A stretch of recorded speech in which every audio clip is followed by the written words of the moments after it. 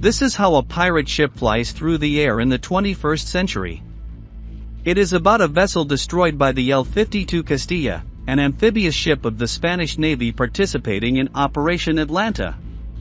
Since 2008, the naval force of the European country has been part of this mission aimed at contributing to the deterrence, prevention, and repression of acts of piracy and armed robbery off the coast of Somalia.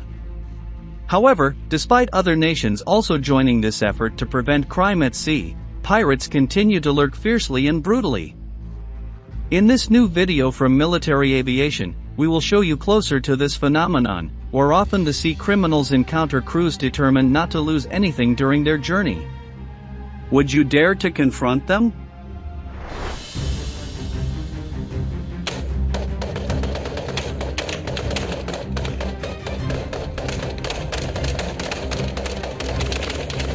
As we can see in the following images, commercial ships have become accustomed to carrying heavy-caliber weaponry to match and deter criminals with bursts of fire. Additionally, those responsible for firing are individuals hired specifically to deal with these threats, hired assassins ready to kill pirates.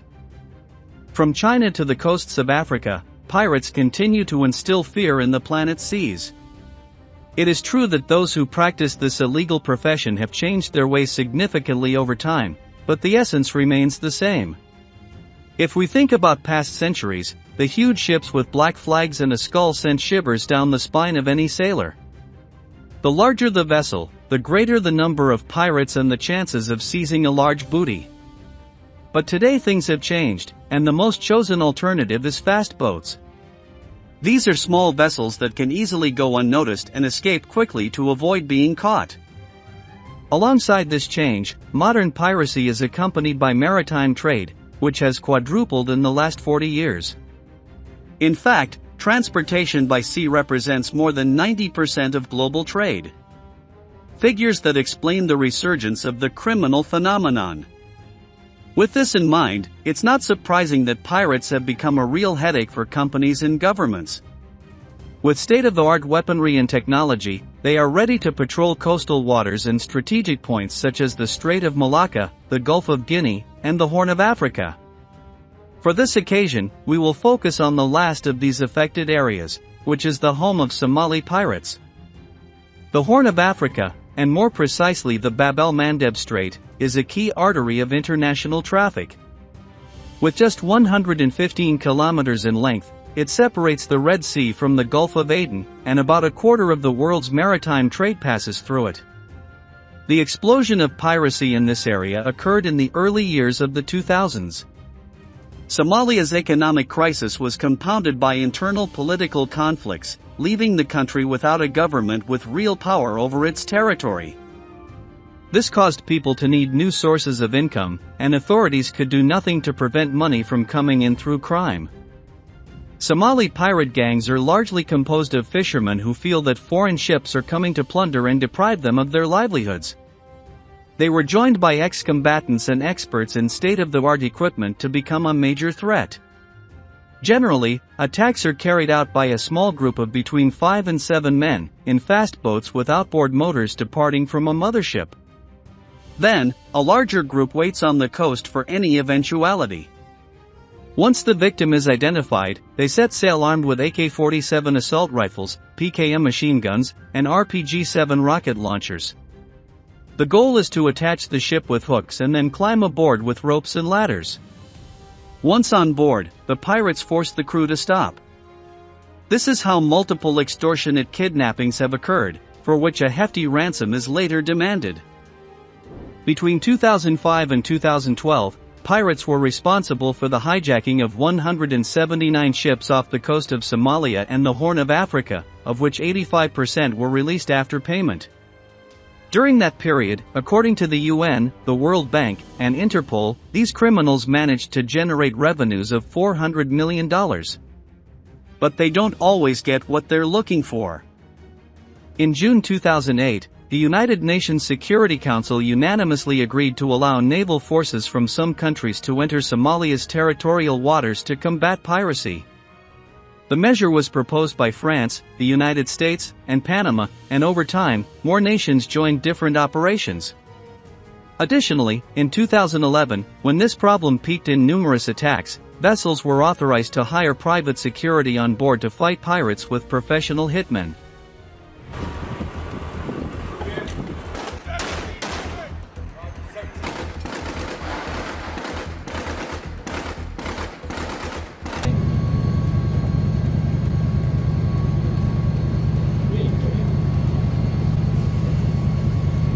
U.S. ships use their armaments to destroy the criminals' boats. From powerful anti-material rifles with .50 caliber ammunition to missiles launched from helicopters that blow everything to pieces.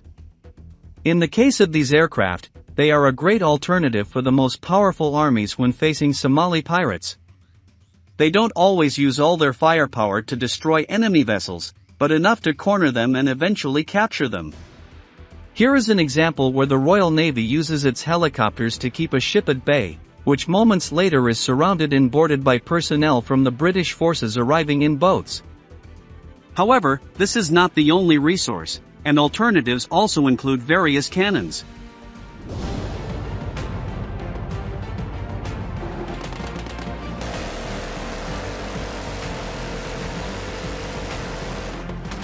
Gatling cannons are capable of firing thousands of rounds per minute, while other systems fire fewer rounds but larger and more powerful ones. For example, the Mk-38, which earned the nickname Pirate Killer with its 25mm projectiles. These options are often present during confrontations and become lethal for those trying to hijack the wrong ship. However, Somali pirates have achieved their victories. As mentioned earlier, they carried out successful operations where they could collect hundreds of millions of dollars in ransom. It is estimated that the criminals who carry out the missions receive 30% of that loot, while another 20% goes to the leaders of the gangs. Additionally, another 30% is intended to bribe local officials to operate, and the remainder is used to purchase ammunition. The impact of the money earned in this illegal practice can be seen in Isle, a town that has developed thanks to the indirect benefit it receives from crimes. This place has become a center for pirate activities, so its inhabitants have contact with the profits and what that money allows them to buy. They are no strangers to the latest innovations in technological items or cars, nor to many other luxuries.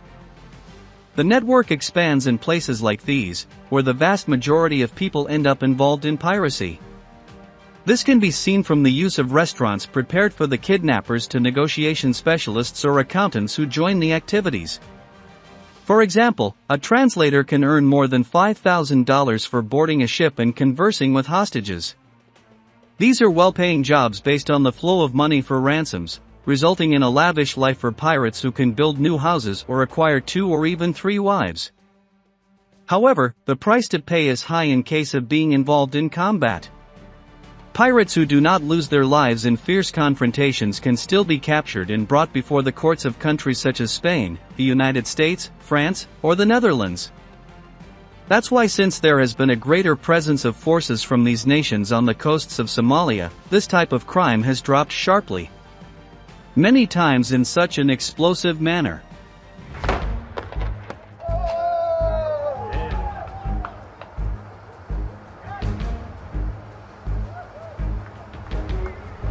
However, despite the reduction in the number of actions in the Horn of Africa, it still represents 30% of the total maritime piracy acts worldwide. And, to make matters worse, this practice is showing signs of resurgence. At the end of 2023, the Somali Maritime Police had to intensify patrols in the Gulf of Aden after a failed attempt to hijack a ship in the area. The commander of the maritime force in the semi-autonomous region of Puntland, Abdullahi Mohammed Ahmed, said that security presence in those waters had doubled and that they also operated 24 hours a day to deter pirates. Overwhelmed by the situation, the commander stated, "Now we have many challenges. Initially, we had dealt with the pirates and stopped their activities, but recently, we've had to be alert to them again." This led, for the first time in many years, the Somali government to seek international assistance to halt a resurgence of piracy in the Horn of Africa. In this regard, Mohammed criticized, "The state of Puntland is alone in this security effort. Without assistance from the African Union Mission in Somalia, the European Union, or any other international aid. But we do everything we can. While awaiting a response from the international community, Somalia's state forces will continue to battle alone. Although probably not with the success they would like. Thus, we approach the end of our video, having closely examined the confrontations between modern pirates and ships with hired gunmen on board. Additionally, we leave with the certainty that regardless of the passage of time, these characters will continue to instill fear in every sailor who must embark on a journey at sea. It's time to bid farewell. We invite you to stay tuned to our channel, so we can meet again in the next video. Thank you very much for joining us.